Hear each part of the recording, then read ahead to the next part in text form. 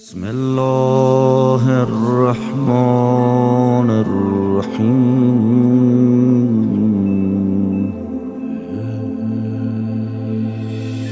اللهم كل وليك الحجة کیفیت وہی تھی، رونے کی آواز آ رہی تھی۔ لوگ ایک دوسرے سے پوچھ رہے تھے کہ کیا ان کا کوئی بیٹا نہیں ہے، کیا ان کا کوئی وارث نہیں ہے، اور کہنے والے کہہ رہے تھے، حکومت کے نمائندے پھیلے ہوئے تھے، وہ کہہ رہے تھے نہیں ان کا کوئی وارث نہیں ہے، یہ لا ولد تھے، ان کے اولاد نہیں ہے۔ یہ باتیں ہو رہی تھیں، کہا اسی وقت کہا کہ نماز کے لیے تیار ہو جائیں سب۔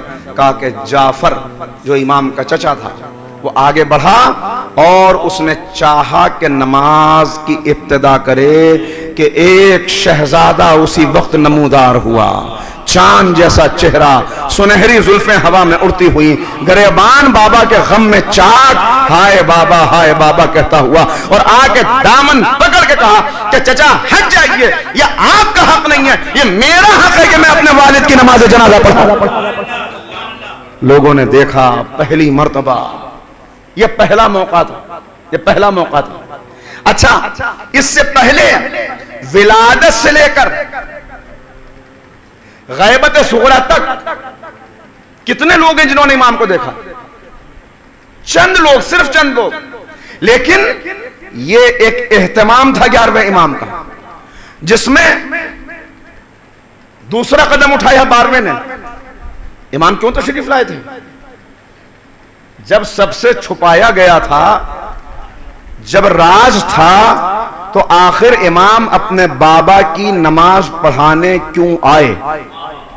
یہ سوال ہے جو لوگوں کے ذہن میں پیدا ہوتا ہے۔ دیکھیے، پہلا سبب تو نماز پڑھانے آنے کا وہی تھا کہ جس وجہ سے امام زین العابدین زندان سے اپنے بابا کی نماز پڑھانے آئے تھے، اس لیے کہ امام معصوم کی نماز کوئی غیر معصوم نہیں پڑھا سکتا۔ معصوم کی نماز معصوم پڑھائے گا، لہذا پہلا سبب تو یہی تھا کہ امام تشریف لائے۔ دوسرا سبب سازشوں کا جواب دینا تھا جس کا اہتمام کیا امام نے، اس کہ کہیں دشمن اپنی سازش میں کامیاب نہ ہو جائے، یہ مشہور کرنے میں کہ کوئی بیٹا ہے ہی نہیں۔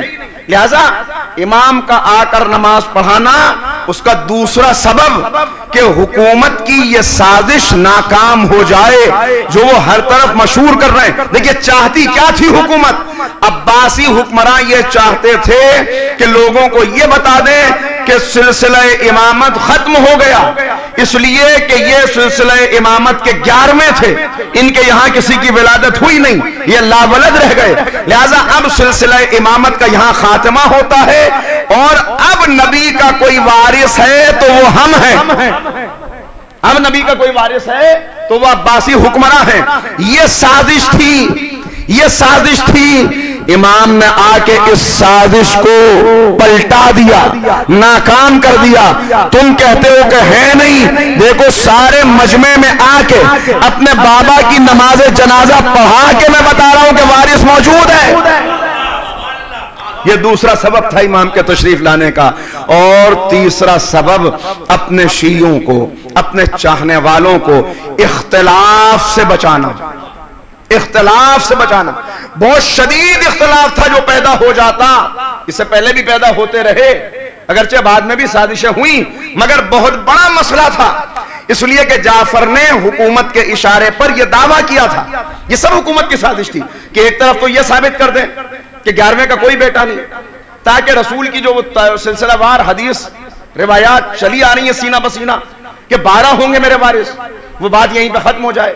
دوسرے اختلاف پیدا ہو جائے کہ جعفر کھڑے ہو کے دعوی امامت کر دیں، یہ دعوی امامت کریں، تو وہ جو واقعی شیعہ جنہوں نے دیکھا ہوا ہے، جنہیں معلوم ہے کہ وارث ہے ضرور، یہ پتا ہے جنہیں کہ غیبت میں ہوں گے، وہ حقیقی اور یہ دعویٰ کرنے کے بعد بہت سے لوگ اس کی طرف آ جائیں اور ایک اختلاف پیدا ہو جائے، تلواریں کھنچ جائیں، خون بہ جائیں۔ یہ سازش تھی، اس کو ناکام کرنا تھا۔ اللہ اکبر، ہمارے لاکھوں سلام اس امام پر جو چاہتا ہے کہ ہمارے شیعوں میں اختلاف نہ ہو۔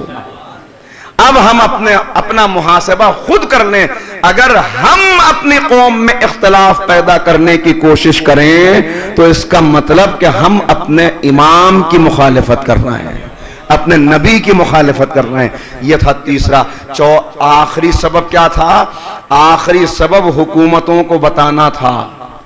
حکومتوں کو بتانا تھا تم نے پہرے لگا دیے, تم نے میرے بابا کو قید میں ڈال دیا, تم نے مسلسل کوشش کی کہ پیدا نہ ہونے پائے, مگر دیکھ لو جیسے فرعون ناکام ہو گیا موسیٰ پیدا ہو کے رہا, اسی طرح تمہاری حکومتوں کی بساط الٹنے کے لیے موسیٰ کا وارث پیدا ہو چکا ہے, موسیٰ کا وارث موجود ہے.